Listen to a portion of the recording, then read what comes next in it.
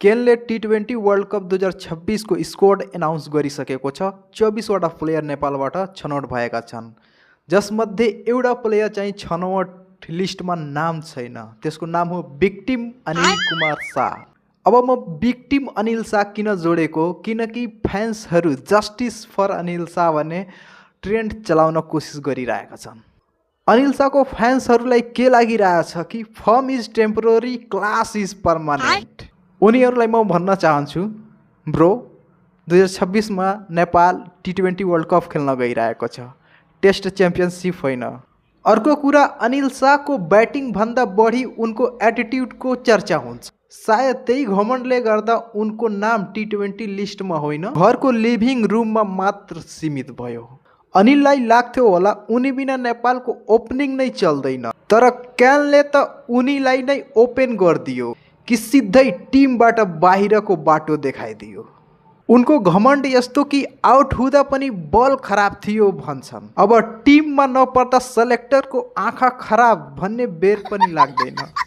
अनिलका फ्यानहरू सोसल मिडियामा क्यानलाई त गाली गरिरहेका छन्, तर अनिलको अन्तिम 5 वटा म्याचको स्कोर हेर्ने हो भने गाली गर्न पनि लाज लाग्छ।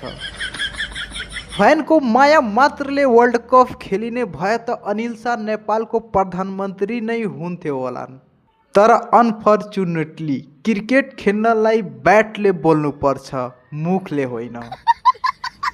24 जनाको टोलीमा उनको नाम नहुनुको अर्थ एकदमै स्पष्ट छ। तपाईको घमण्ड टिमको एकता भन्दा ठुलो भयो भने क्यानले जतिसुकै ठुलो नामलाई पनि गुमनाम बनाइदिन्छ।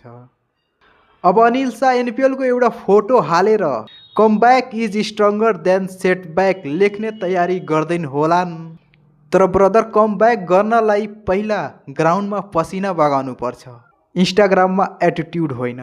हेर्नुस् ब्रदर, नाम ठुलो भएर मात्र हुँदैन, काम पनि ठुलो हुनु पर्यो। अनिल शाहको ब्याटिङमा जति दम थियो त्योभन्दा बढी उनको घमण्डमा हावा भरिएको थियो।